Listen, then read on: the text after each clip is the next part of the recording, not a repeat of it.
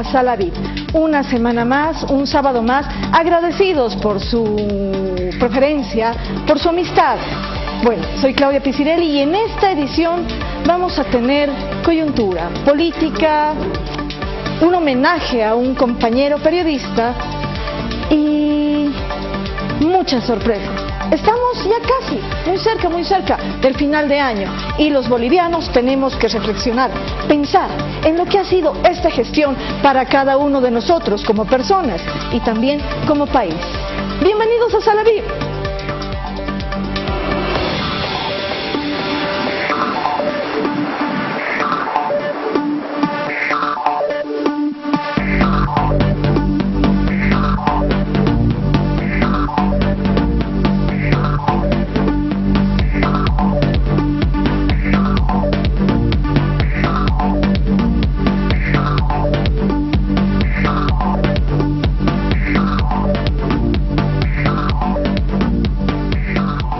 Bueno, queridos amigos, nuevamente bienvenidos. En esta oportunidad, dentro de nuestro espacio de actualidad, tenemos a una figura que durante la semana ha sido ícono en relación de lo que viene a ser la política del momento. El licenciado Luis Eduardo Siles, quien es el dirigente más importante del movimiento nacionalista revolucionario y que nos viene a hablar un poco de lo que viene a ser el pacto de unidad que pretende realizar el doctor Luis Fernando Camacho en torno a una unidad partidaria, político-partidaria, para enfrentar a las elecciones 2020, que evidentemente sabemos que va a ser un connotado acontecimiento electoral del que estamos bastante escépticos porque no sabemos qué es lo que va a pasar.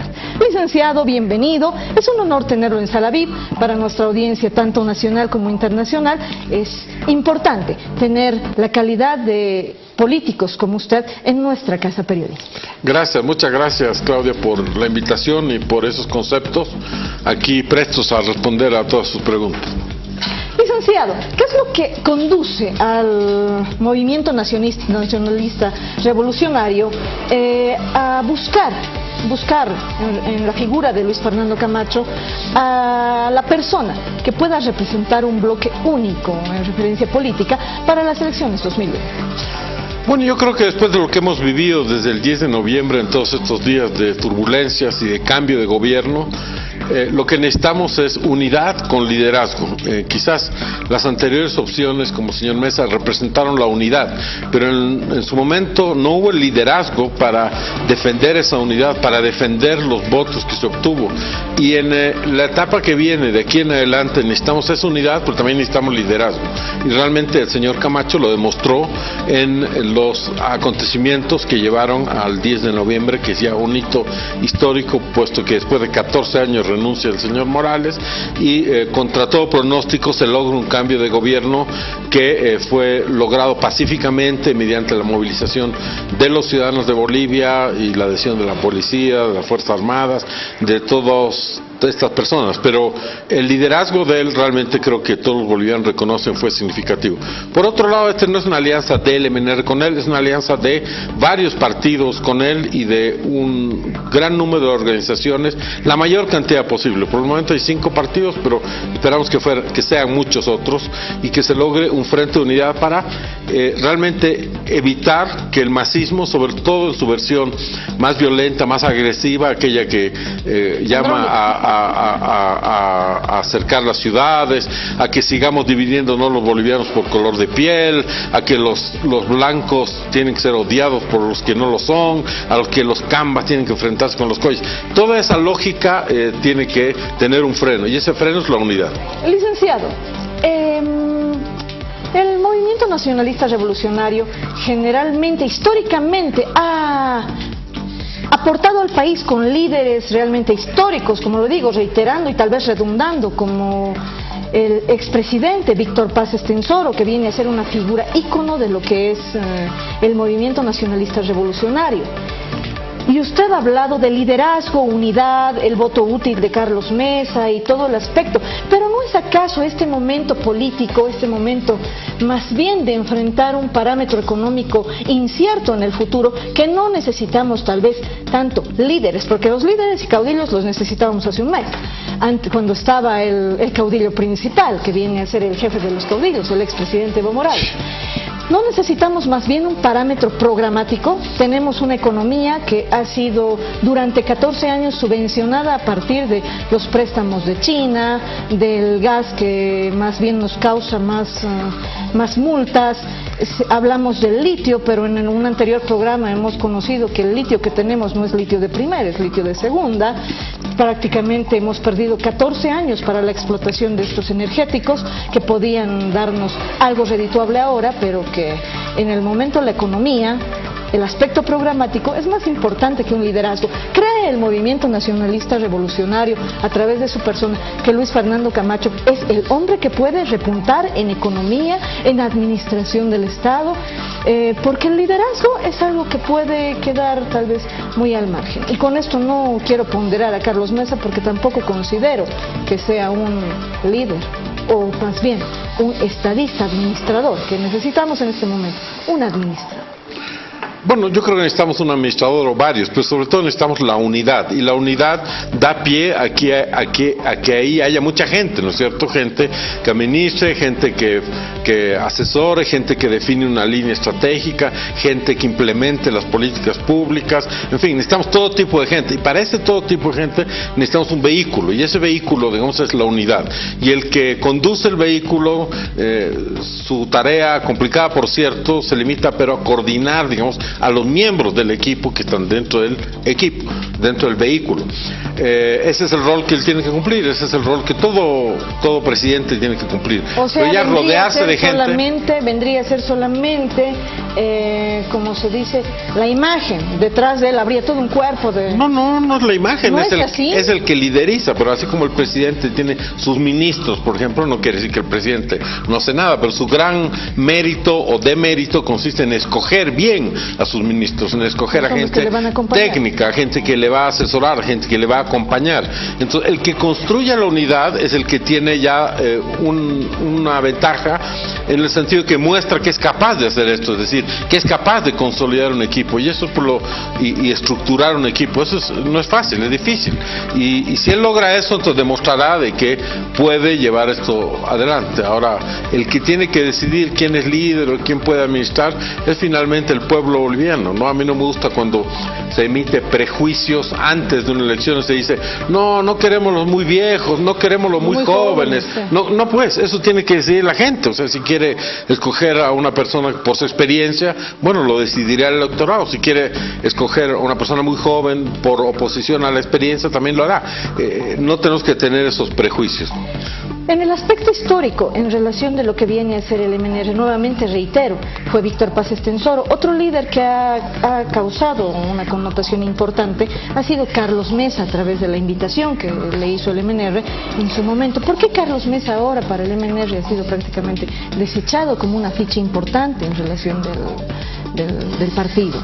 Yo diría que el argumento principal, amén de otros, es que no ha sido capaz de generar esa unidad. Ha sido imposible hablar con él siquiera. O sea, él pone algunos requisitos para que uno pueda hablar con él. El otro día una persona que interactúa con él dijo, está dispuesto a recibirlos, pero no le pueden tocar este tema, no le pueden tocar este otro tema. No, entonces ahí seguimos como el MAS. Claro, es decir, ahí no hay una facultad. El arte de la política consiste en escuchar, en tener una paciencia, en tener quizás un hígado y una vesícula más grande que la del común de los mortales, pero esa es la naturaleza de la actividad política. Una persona que no logra escuchar a todos y compatibilizar visiones y sensibilidades, una persona que no tiene los atributos necesarios para hacer esto.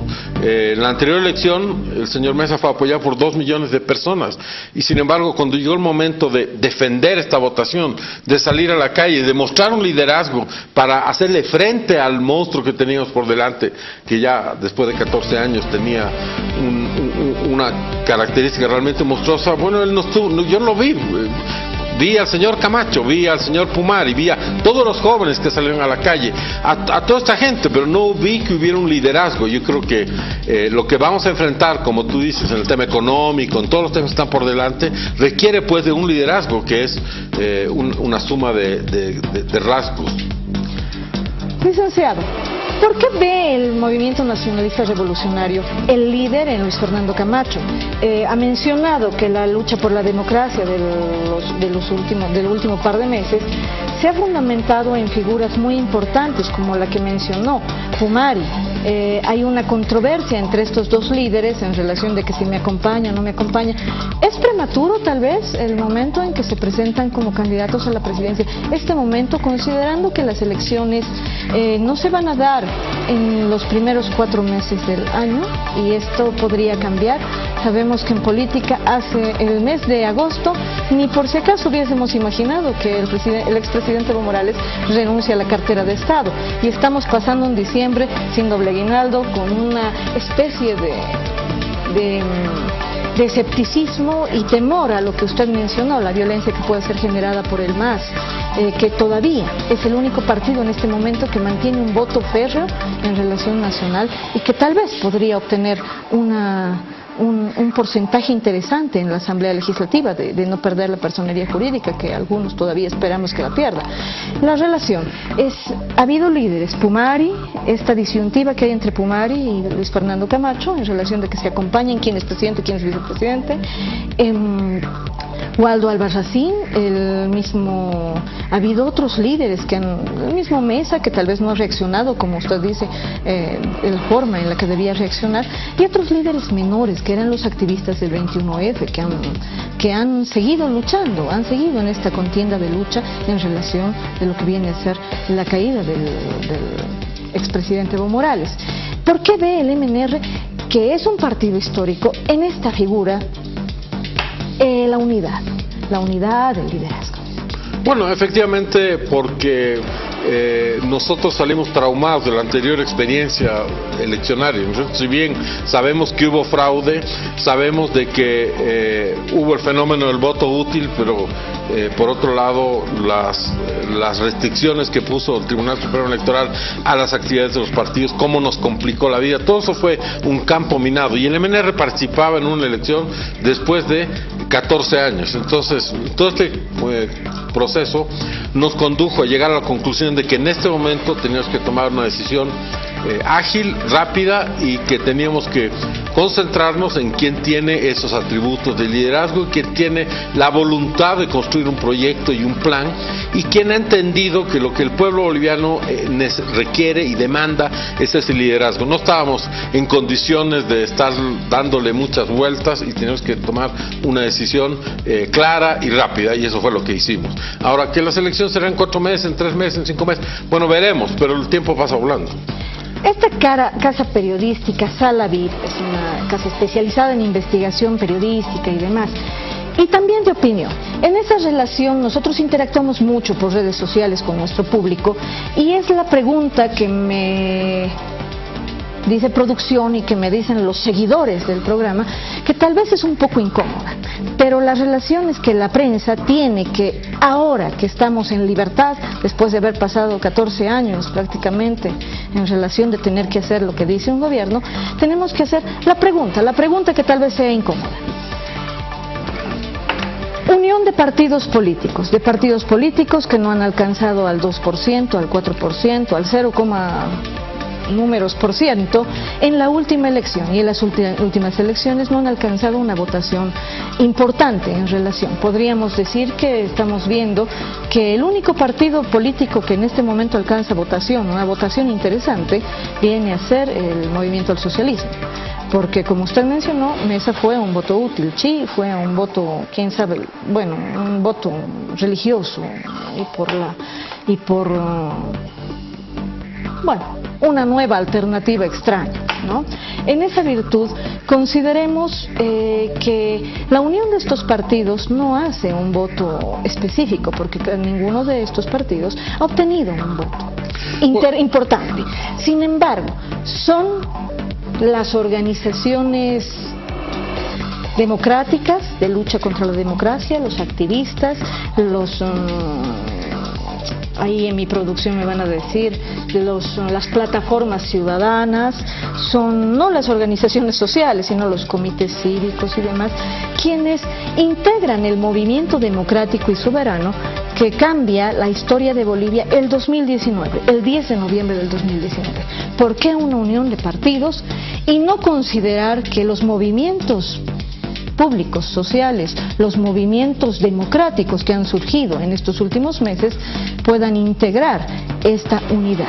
Se ha considerado no hacerlo entre partidos que en el momento no tienen una votación interesante, pero sí los movimientos democráticos que han surgido. Se ha considerado ver la posibilidad de una elección de líder a través de los movimientos cívico-patriótico-democráticos que han surgido el 2019? Bueno, en primer lugar, las elecciones anteriores no pueden ser consideradas un parámetro. No me refiero solamente a las elecciones anteriores, ya, pero simplemente a las digo elecciones durante los últimos 6 elecciones que hemos pasado. Ya, pero las anteriores elecciones, si fueran un absoluto fraude, no pueden ser un parámetro, digamos, para decir, este tenía muchos votos, este tenía pocos votos. Pero independientemente de eso, aquí hay un elemento cualitativo y un elemento cuantitativo. Tú no puedes ir a las elecciones sin un partido, o sea, partido grande, chico, minúsculo, pero la ley establece que tiene que ser un partido. Es decir, cualquier ciudadano no puede estamos decir, ingresando en el mismo cuoteo de poder. Una cosa es que el MNR represente a Luis Fernando Camacho o le ayude a Luis Fernando Camacho a ser presidente, con el apoyo de todos los movimientos cívico-patrióticos que han estado en noviembre del 2019. Pero otra cosa que es partido MNR, otro que ya falleció y demás, y toda la unión de los partidos vaya en pos de un cuoteo de poder. Es lo que ve la ciudadanía. No existe ninguna democracia donde no hay partidos, es decir, no puedes hacer esto sin partidos. Y todos los partidos son antiguos, entre comillas. ¿Por qué? Porque no puedes crear inmediatamente ahorita tu partido, tienes que juntar 100,000 firmas, y de hecho se podría intentar, alguien lo podría intentar, pero en una democracia necesitas la estructuración que brindan los partidos. O sea, no puedes ir a jugar en un campeonato de fútbol si no has constituido un equipo de fútbol, por ejemplo, si no está inscrito en la liga, aunque sea un equipo pequeño que no tiene muchos adherentes, en fin, igual lo necesitas para participar en el campeonato, ¿me entiendes? Entonces, en cualquier democracia necesitas de una estructuración alrededor de los partidos, un sistema de partidos. Esa es la legislación que tenemos y ese es el modelo de organización de la democracia que tenemos. No conozco en ningún país del mundo donde hay una democracia sin partidos. Y los partidos que tenemos ahora son los 11 que participaron en las elecciones, más creo que ADN recuperó su personalidad jurídica, en fin, no son más, o sea, hay un número limitado de partidos. Y cualquier representante de un movimiento social, estilo Camacho, Pumare o quien sea, que quiera presentarse a las elecciones, necesita necesariamente de un partido. Entonces, esto no es, digamos, el monopolio de los partidos, sino que nuestro sistema es un sistema de partidos y la democracia es un sistema de partidos. ¿Por qué hay tanto egoísmo en los partidos políticos? Entendemos que la misión del MNR es una misión histórica, pero entendemos al MNR, no entendemos el por qué se unen en relación de todos los partidos. ¿Qué es lo que está haciendo Luis Fernando Camacho? Evitando que los otros partidos presenten candidatos para menguar el voto.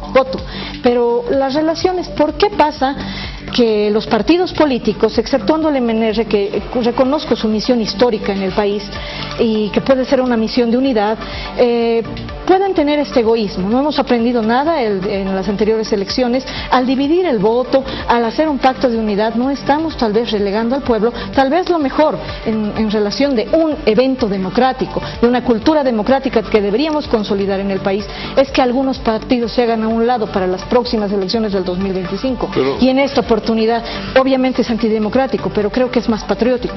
No hablo del aspecto de lo que viene a ser el MNR, porque considero que ustedes tienen una misión histórica y lo han tenido en varias legislaciones. Pero los otros partidos, ¿por qué? ¿Por qué entrar? Pero, o sea, habría que preguntarle a ellos, pero yo veo una contradicción en lo que estás diciendo. Es decir, estás criticando que antes se dividía el voto y ahora que quieren ir a la unidad, que no piden nada a cambio, porque esa es su actividad. Es como yo diría, ¿por qué no dejas de transmitir el programa, que transmitan los otros programas y que no salga al aire? Digo, ¿por qué? Porque tú tienes tu derecho de transmitir tu programa y hacer lo tuyo. Porque estás compitiendo con otro medio periodístico, que salga él nomás y ustedes no salgan. Pero eso ha pasado también en el MAS, pero no se trata de eso. Mire, le explico. Se trata, por ejemplo, de que yo tengo el documento de un terreno, pero solo el documento, no el terreno en físico.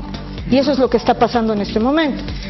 Los partidos políticos tienen el documento, pero no tienen el físico. Bueno, no sé. Entonces la relación no le parece egoísta. No hablo del MNR, pero hablo del resto de los que se están uniendo en torno a una actividad política y en torno a un líder que va a asegurar seguramente la presidencia. Hasta yo votaría por Luis Fernando Camacho, me encanta su sonrisa, pero el punto no se trata de eso. Se trata de que si existe ese egoísmo partidario, exceptuando la participación del MNR, por eso lo he invitado a usted, si no hubiera invitado a la cantidad de partidos políticos a los que considero ya deberían dar un paso al costado, formar nuevamente sus bases e ir a otras elecciones. No me refiero al evento histórico que quiere liderar el MNR, sino me refiero a si el MNR no puede intervenir a estos partidos, reflexionar y decir que tengan una decisión patriótica y que vayan en otra elección, porque en este momento estamos nuevamente poniendo un líder nato que ha salido con toda la fuerza y el poder que ha salido por su valor, por su pecho abierto, como dicen. Agradezcámosle a Luis Fernando Camacho de haber puesto el pecho en su momento.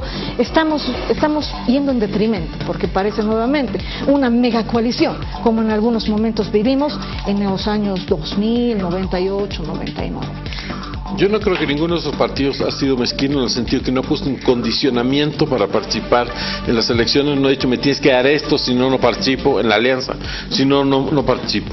Y que creo que sería atentatorio contra la democracia y la libertad coaccionar a nadie a no participar. El que quiere participa y el que quiere no participa, es un derecho, es una libertad. Vivimos en democracia, entonces cada uno tiene el derecho a hacerlo, cada uno tiene su propia especificidad electoral. El Partido Demócrata Cristiano con Chi sacó 8%, bueno, eran votos de Chi, votos de ellos, pero el hecho es que lo sacó.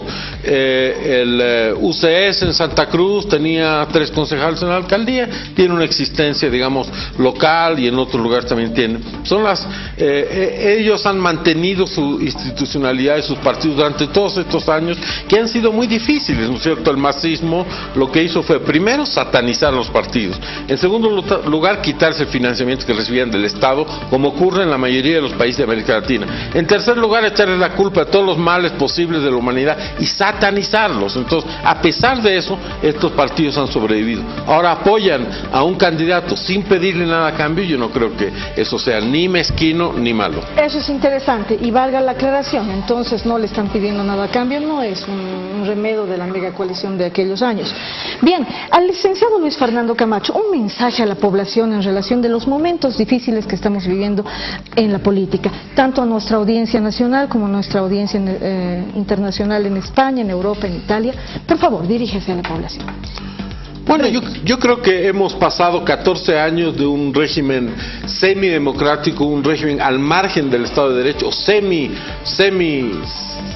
semi-legal, digamos, y que quería perpetuarse en el poder. Ahora tenemos una oportunidad, pero tenemos que cuidar esta oportunidad con mucha paciencia y prudencia, ¿no es cierto? Es fácil que cuando ya hay mucha libertad, como la hay ahora, entonces esto se traduzca en libertinaje, en nuevos insultos de todos contra todos, en la incapacidad de ponerse de acuerdo, en la incapacidad de tolerarse mutuamente. Entonces tenemos nuevos desafíos por delante, y como políticos, como ciudadanos, como medios de comunicación, tenemos que estar a la altura de estos desafíos para que no tengamos que vivir nuevos episodios de violencia, nuevos episodios de amenazas, de tragedias, de llamados a la guerra civil. Si vamos a renacer en democracia y en libertad, hagámoslo con responsabilidad, con creatividad, pero también con mesura. Muchas gracias. Ha sido la presencia del líder del Movimiento Nacionalista Revolucionario. Estamos conscientes que el MNR ha participado en el proceso democrático histórico de nuestro país de manera sucinta e histórica. Hemos tenido grandes presidentes de su mano y agradecemos la presencia del licenciado Luis Eduardo Siles. Esperamos que el futuro sea así, más claro para Bolivia. Nos vamos con Sergio y el papiro de oro.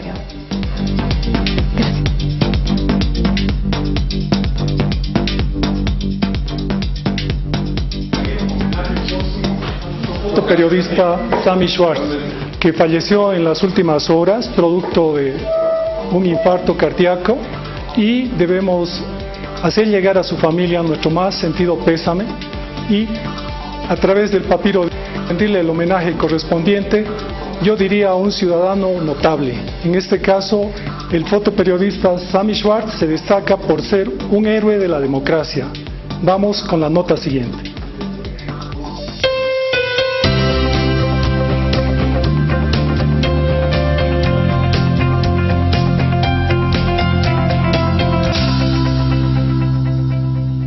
Homenaje del Papiro de Oro Ciudadanos Notables al fotoperiodista Sammy Schwartz. Y la entrevista con Dios. Conocías tu misión.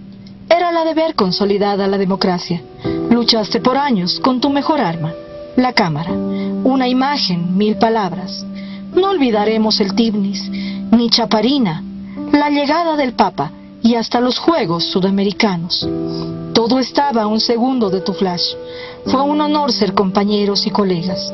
Hoy tenías una entrevista en nuestro programa Salavid, un reportaje único sobre tu lucha y tu misión. Pero creo que te llamaron del programa más importante, ese que produce Dios, allá en el cielo católico o el paraíso judío. Acudiste muy pronto a esa entrevista. Como siempre, tendrás una primicia. No te olvides de los que quedamos luchando. Siempre serás nuestro ejemplo. Gracias por cada imagen. Nos permitiste mirar desde tus ojos. Hasta pronto, amigo. Y no olvides sacarle una foto memorable a Dios. Shalom.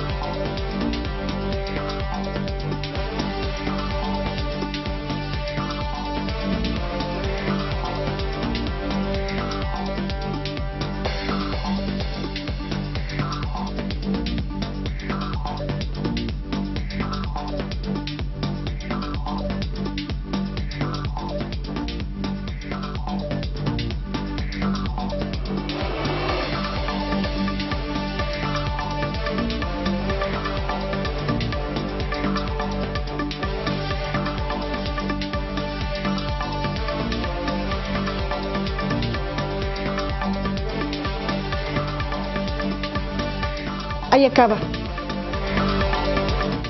Ahí.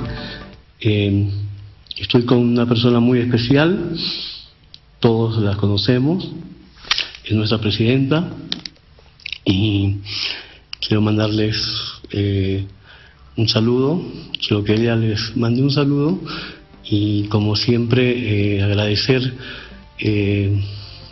la amistad que tenemos y la amistad que tiene Bolivia con todos. Aquí vamos.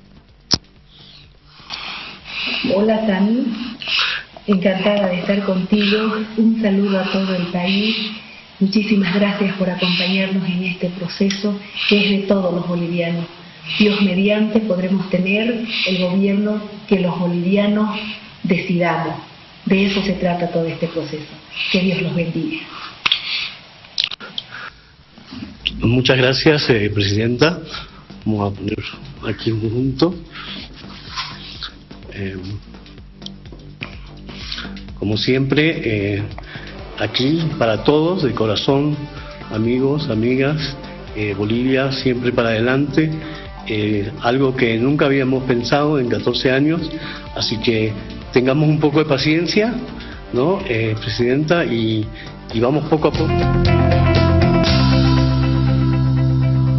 Queridos amigos, desde nuestra casa periodística Sala VIP, lamentamos mucho la pérdida del compañero, colega, fotoperiodista Sammy Schwartz. Como ustedes habrán podido identificar, Sammy Schwartz tenía que estar en esta casa el día de hoy para poder realizar una entrevista del calvario, de los sucesos que habían sido su vida durante los últimos 12 años. Como ustedes han podido evidenciar, en el último chat que se mencionó con nuestra casa periodística, con mi persona, menciona que 12 años de persecución, un envenenamiento, un atentado, que ha menguado su salud hasta la muerte. Hoy estamos en presencia de su última cobertura con la presidenta Yanine Áñez. Hacemos un llamado desde nuestra casa periodística y este justo homenaje que hacemos en su honor a las autoridades para que exista una investigación sucinta en la que nos ponemos a su disposición para dar las pruebas de los últimos chats que hemos compartido con él. Bueno, pasando a un tema un poco más coyuntural y agradable para nuestro país, estamos, sobre todo informativo, más bien. Estamos con el licenciado Gonzalo Chávez, analista económico, y el licenciado Ludwig Valverde, tengo disculpas, Ludwig Valverde, analista político, que nos van a dar una visión más completa del momento coyuntural que estamos viviendo, en razón de la economía, los desafíos que va a enfrentar nuestro país el 2020 con una nueva elección en la economía. Por ello, damos la bienvenida al licenciado Gonzalo Chávez y vamos directamente a materia. Licenciado, bienvenido a Sala VIP. Es un honor tener la calidad de profesionales como usted en nuestra casa. Y preguntarle directamente, ¿cuál va a ser el desafío del próximo gobierno a nivel económico, considerando que tenemos una economía postergada desde el año 2014? Bueno, el desafío de este gobierno de transición es, pues, sobre todo mantener la estabilidad, mantener la política fiscal, monetaria y cambiaria estable para entregarle al próximo gobierno los desafíos estructurales. En estos 3-4 meses no se puede hacer mucho, simplemente hay que colocar a la economía en terapia intermedia, evitar cambios bruscos en el tipo de cambio, en el precio de la gasolina, pagar los salarios, el aguinaldo, cumplir con todas las obligaciones que tiene el Estado y tal vez hacer algunas liberaciones de comercio exterior simplemente. No tiene más tiempo y tal vez la contribución más importante que puede hacer es definitivamente hacer una auditoría profunda en términos macroeconómicos, en términos estadísticos, en términos de programas, de proyectos, de empresas, para saber qué tipo de economía nos ha dejado el gobierno en casi 14 años de administración. Dentro de su visión, ¿qué tipo de gobierno económico nos ha dejado la anterior gestión gubernamental? Bueno, la crisis que estamos viviendo comienza en el 2014, cuando se caen los precios de las materias primas, del gas, los minerales y sobre todo la soya. Entonces ahí comienza la desaceleración de la economía. Hasta esa época habíamos estado creciendo más o menos al 6.8%, posteriormente crecimos el 2014 solamente a 5.4%, después a 5%, 4%, y este año con suerte vamos a acelerar entre 2,5% y 3% de crecimiento. Al año las predicciones no son muy optimistas, se habla entre 1 y 2% de crecimiento. Entonces, esta crisis política lo único que ha hecho es acelerar el modelo económico que veníamos implementando en los últimos años. Ha generado, pues, ha mostrado todas las dificultades y las limitaciones que tenía. Estábamos viviendo una burbuja de consumo, había un espejismo en el manejo de los datos, es decir, había una serie de problemas que no los estábamos viendo porque la propaganda y el discurso oficial no nos permitían entender lo que estaba estaba pasando en Bolivia. Entonces, tenemos desaceleración de la economía, un déficit público elevadísimo que probablemente va a estar cercano al 9%, tenemos problemas de pérdida de reservas, las reservas están en 6.500 millones de dólares, estuvieron en 15.000 millones de dólares allá por el 2014, tenemos el aumento de la deuda externa, tenemos bajos niveles de productividad y proyectos que no generaron recursos a futuro, ¿no es cierto? Entonces, la situación es complicada, pero ahí está la oportunidad del próximo gobierno, ¿no es cierto? Es decir, del gobierno que elijamos allá por abril o mayo.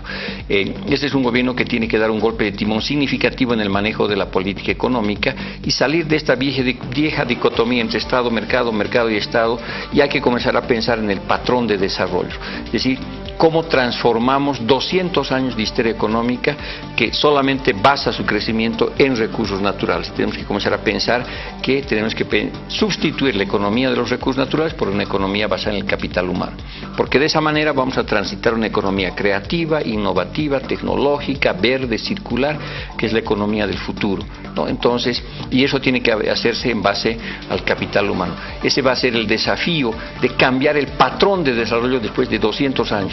Ni anteriores gobiernos, ni el último del MAS han cambiado esto, han repetido la vieja historia del nacionaldesarrollismo sin impacto sobre la productividad, la competitividad, sin diversificación productiva, sin empleos de calidad, y hemos avanzado muy poco, hemos dado vueltas en círculos sobre los mismos problemas que tenemos hace 200 años. Entonces, la propuesta debería estar girando en torno del cambio del patrón de desarrollo y tal vez yo creo que hay 4 ejes de desafío económico que tenemos que pensar.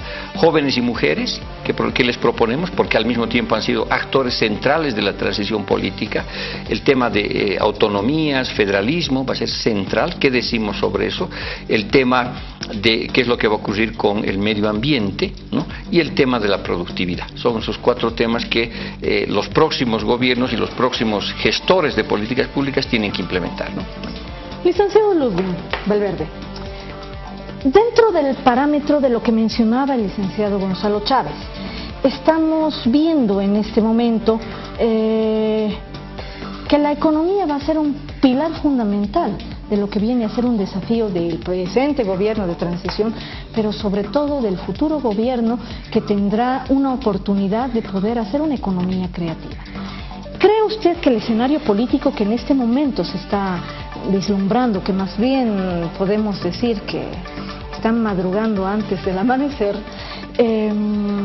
sea el apto? ¿Usted ve en los líderes políticos en este momento o en los partidos políticos un aspecto programático o políticamente apropiado para lo que menciona el licenciado Gonzalo Chávez que debería hacerse, pero no sabemos si existe el material humano para hacerlo, bueno, el material político para hacerlo?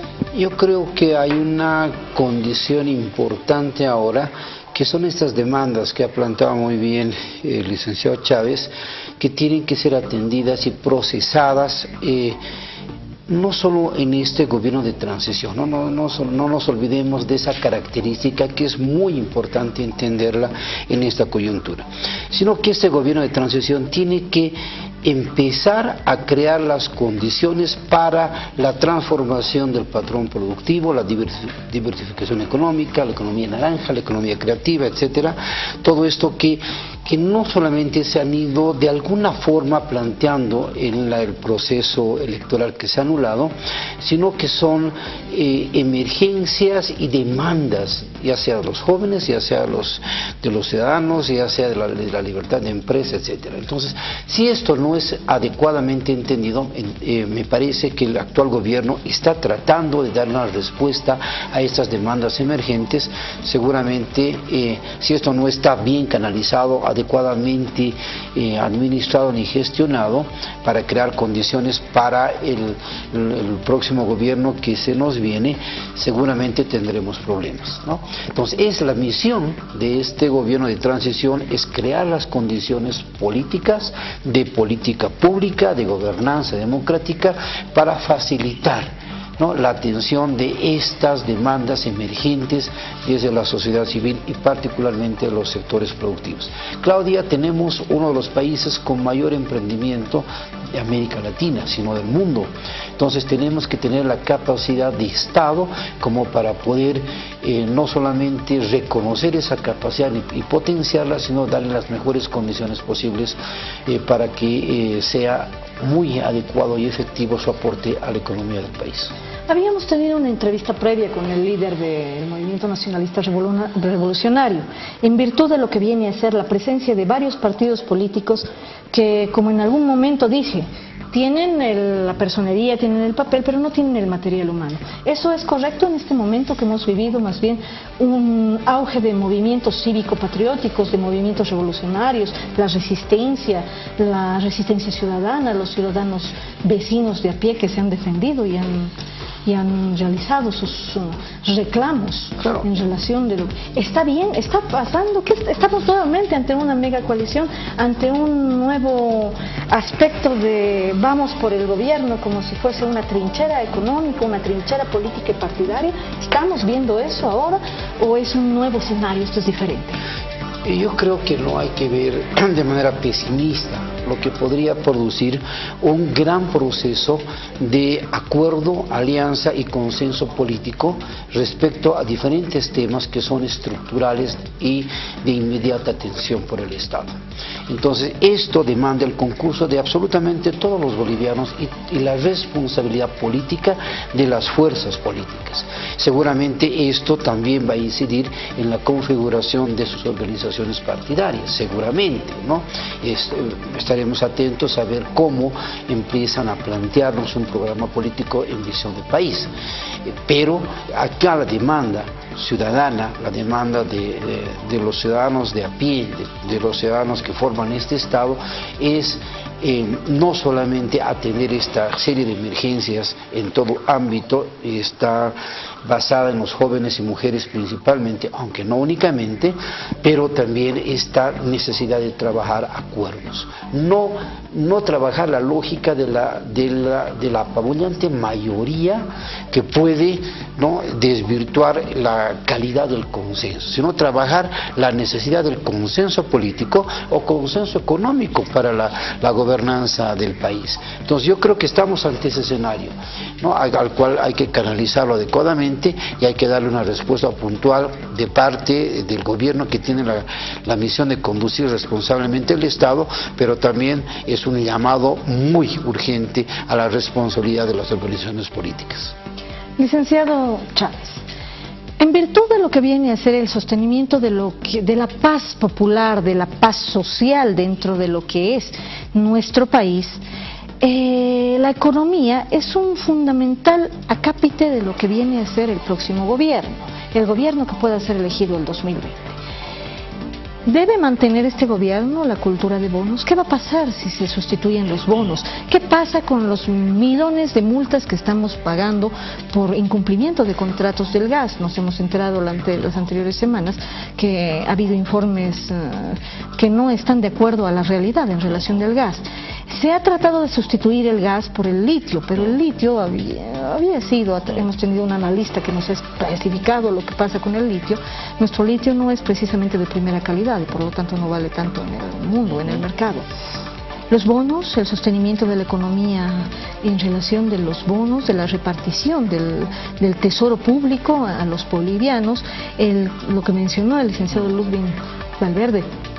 Tenemos un Estado emprendedor, tenemos más emprendedores que en cualquier lugar, pero en alguna otra entrevista tocamos un tema que yo siempre recuerdo. Usted me mencionó que no era el crecimiento de las empresas, sino el crecimiento de las empresas unipersonales o el emprendimiento de uno solo, que ya se considera empresa para funda empresa. ¿Qué va a pasar? Ya, a ver, vamos por partes, como es el descuartizador. Usted ha hecho 3 preguntas. Sí. A ver, el tema de los bonos. Los bonos son una política de Estado, ¿no? Y creo que eso hay que reconocer. Los bonos vienen, por lo menos van a cumplir 20 años. Venimos primero con el bono sol, que se ha vuelto bono patriótico, y después se ha vuelto el bono, ¿cómo es el último bono? El bono dignidad. Entonces ahí tenemos políticas de Estado. Eso yo diría que son las primeras generaciones de bonos que hemos tenido. Después tenemos los bonos que también tienen historia, que no han sido creados por este gobierno, sino que vienen ya con antecedentes. Por ejemplo, el bono Esperanza es el padre del bono Juancito Pinto, ¿no? Entonces los bonos son una política social muy importante que ha sostenido demanda agregada desde la base y que ha mejorado parcialmente el tema de la pobreza. Entonces el desafío es generar una nueva camada de bonos, crear una nueva generación de bonos. A los bonos hay que ponerles una transformación digital, si quieres. Los bonos, de alguna manera, tienen que adquirir, especialmente para los jóvenes y para los niños, una conexión con la productividad, una conexión con la educación. Supongamos, por ejemplo, crear el bono, seguir pagando el bono Juancito Pinto, pero Juancito Pinto que sea dirigido también a grupos de los mejores alumnos, que si los mejores alumnos quieren recibir su bono, pueden utilizar su bono también para ir a un curso de tecnología, a un curso de coding o de programación, a un curso de innovación. Entonces tú haces que este bono no se pierda exclusivamente en consumo, sino que te ayude a apalancar y a mejorar capital humano, por ejemplo, ¿no? Puedes utilizar los bonos, digamos, si seguimos con el bono, lo que es el bono del segundo aguinaldo, hay que conectarlo definitivamente a la productividad, a la competitividad, y hay que sectoralizarlo. Es decir, no todos pueden pagar el bono, pero si el sector digamos, turismo está creciendo por encima del 4,5%, ese paga. Pero además vamos a conectar esos bonos, creo que sería una buena idea, a productividad. Entonces los bonos tienen que adquirir una mayoría de edad, tienen que generarse una nueva generación de bonos, evolucionan en el tiempo. Sobre el tema del gas la cosa es bastante complicada porque nosotros tenemos exportaciones renegociando con Brasil y con Argentina. Con Argentina hay muchas dificultades de venderles gas, vamos a ver si nos pagan, y con Brasil tenemos que mantener y expandir nuestras exportaciones de gas, y eso va a ser un desafío central. Bolivia necesita hacer una transición energética. Vamos a seguir viviendo del gas natural por algunos años, pero paralelamente tenemos que comenzar a pensar en la energía eólica, en la energía solar, en la energía térmica, de tal manera que poco a poco vayamos sustituyendo. Como tú decías muy bien, Claudia, no es el tema de el litio tiene sus limitaciones, pero hay que comenzar ahora. El litio tiene que ser la última frontera extractivista y conectar al litio con las tecnologías nuevas, especialmente la generación eólica y solar, y conectar además con el ciclo de vincularnos a las cadenas de generación de valor del automóvil, por ejemplo, el caso del litio. Pero estamos hablando probablemente en el mejor de los casos entre 400 y 600 millones de exportaciones. Es importante, pero no va a sustituir los 3.000 millones de dólares que son el caso de las exportaciones de gas, por ejemplo, ¿no? Y finalmente, ya me he olvidado la tercera porque han sido tantas. Hasta yo me he olvidado. Había una tercera pregunta. Había una tercera. Sobre los emprendimientos, sí, por supuesto. Los empleos, el crecimiento de las grandes empresas, sí, pero no ha habido empleos. Claro, sí, lo que pasa es que el emprendimiento boliviano es un emprendimiento por sobrevivencia, entonces, y es enorme. Digamos, teníamos los datos que manejaba el gobierno anterior, eran como 300.000 nuevas empresas, pero cuando tú ibas a ver qué empresas eran pequeñitas, era Micromarket Charito o Alitas del Pollo Copacabana no sé qué, eran cositas muy pequeñitas. Ese emprendimiento tiene que también tener una mayoría de edad. A ese emprendimiento tienes que darle tecnología, innovación, tienes que crear el ecosistema para que esos emprendimientos circulen de la sobrevivencia a la oportunidad, para que sean emprendimientos de calidad, para que sean sostenibles, no solamente 2 o 3 años se cierra el snack, sino que puedan ser en pequeñas empresas, en tecnología, en servicios turísticos, en gastronomía, que duren pues 40, 50 años. Y para eso el ecosistema es fundamental, es decir, solitos no van a funcionar. Para eso necesitas política industrial, política pública, que las universidades actúen como aglutinadores de sus emprendimientos, que les ayuden a hacer sus planes de negocio, en fin, hay emprendimiento, pero esa fortaleza hay que encaminarla con política pública para que ese emprendimiento sea de base tecnológica. Gracias. Licenciado Ludwig, ¿qué va a pasar? ¿Qué va a pasar en relación a nuestro escenario político? Yo lo veo en lo personal como periodista, desde el punto de vista periodístico, un poco complicado. Estamos viendo líderes que están madrugando antes de que amanezca, por decirlo, y ya se han peleado en la primera instancia. Hace una semana iban juntos y ahora ya están disgregados. Tenemos partidos políticos que están reviviendo en un bypass tal vez histórico, porque ya no existían, pero la ley los ha revivido de alguna manera, que obviamente son partidos con propietario.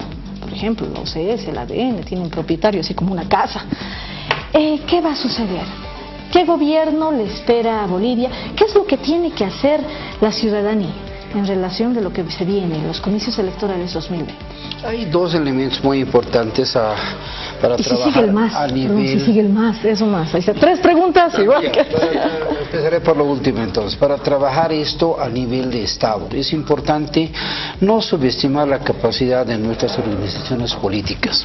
Las organizaciones políticas, estamos hablando de partidos, agrupaciones ciudadanas, estamos hablando de organizaciones de pueblos indígenas y campesinos, necesitan generar una mayor conexión con la ciudadanía. Ahí se ha roto esa relación que debiera ser virtuosa, que debiera ser espiralada, se ha roto. Entonces no hay una relación de mandante-mandatario o de apropiación de la ciudadanía del partido político, y hay que hacer una cirugía profunda y hay que renovar las organizaciones políticas todas, ¿no? Empezando el MAS y acabando en la más chiquitita. En ese sentido es importante rescatar y potenciar la figura partidos políticos o organizaciones políticas, porque eso le da vitalidad a la democracia. O sea, si no tenemos organizaciones políticas, debilitamos nuestra democracia. Entonces tenemos que darle como país no solamente las oportunidades, así como en la economía, sino también en la política, para su remozamiento programático, ideológico, y estar a la altura de lo que pide este país. ¿Este país qué pide?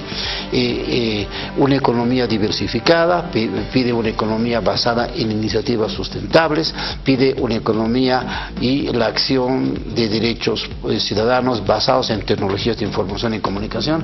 Tenemos la economía digital, la democracia digital y la ciudadanía digital muy presente a la hora de mirar la esfera pública de los bolivianos, etcétera. O sea, tenemos un conjunto de temas a los cuales tienen que darle una adecuada interpretación y propuesta en las organizaciones políticas. Entonces, en ese sentido tenemos un escenario que yo lo vería como desafiante para el país, en el sentido de que tenemos que empezar a superar viejas conductas prebendales, clientelales, patrimoniales de la política. Tenemos que mirar la política ya desde el ámbito del trabajo por el bien común, de la distribución, no solamente de la generación de excedente económico, sino también del capital político. Yo creo que este país nos ha dado una gran lección sobre democracia y tenemos que estar a la altura de él. Bueno, ¿qué puedo decir? Hemos tenido las intervenciones de nuestros analistas, sobre todo para lo que viene a ser la ciudadanía. Les agradecemos, licenciado Gonzalo Chávez, por su presencia en nuestra casa periodística. Licenciado Ludwig Valverde, ha sido un honor tener esta calidad de analistas políticos.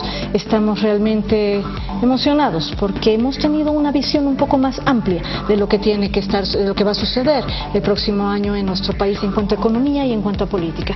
Nos vamos a Beiré y luego nos despedimos.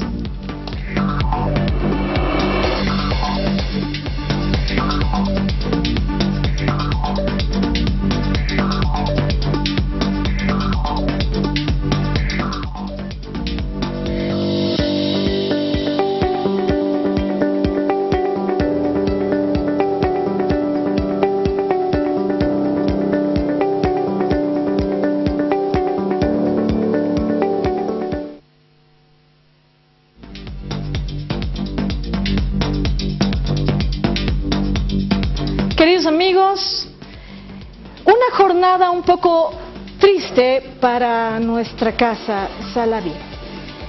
Nuevamente nos rendimos el homenaje a nuestro compañero, colega fotoperiodista Sami Schwartz, en esta oportunidad en la que debía estar presente en nuestro programa para revelarnos la historia de su vida, la historia de nuestro fotógrafo más importante. Bien, nos despedimos con la nota. Adiós, Sergio, nos vamos hasta la próxima semana, donde tendremos cosas mejores. ¿Qué tendremos la próxima semana? ¿Más sorpresas? Más sorpresas en el Papiro de Oro, y estaremos hablando de otros ciudadanos notables. Y también hablaremos de la Navidad. Bueno, queridos amigos, chao amigos, hasta la próxima, y vámonos con la nota de despedida. Chao amigos.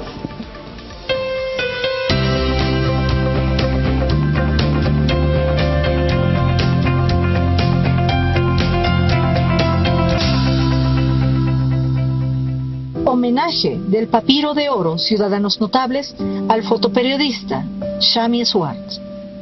Y la entrevista con Dios. Conocías tu misión. Era la de ver consolidada la democracia. Luchaste por años con tu mejor arma, la cámara. Una imagen, 1000 palabras. No olvidaremos el Tibnis, ni Chaparina, la llegada del Papa y hasta los Juegos Sudamericanos. Todo estaba a un segundo de tu flash. Fue un honor ser compañeros y colegas. Hoy tenías una entrevista en nuestro programa Salavid, un reportaje único sobre tu lucha y tu misión. Pero creo que te llamaron del programa más importante, ese que produce Dios, allá en el cielo católico o el paraíso judío. Acudiste muy pronto a esa entrevista. Como siempre, tendrás una primicia. No te olvides de los que quedamos luchando. Siempre serás nuestro ejemplo. Gracias por cada imagen. Nos permitiste mirar desde tus ojos. Hasta pronto, amigo. Y no olvides sacarle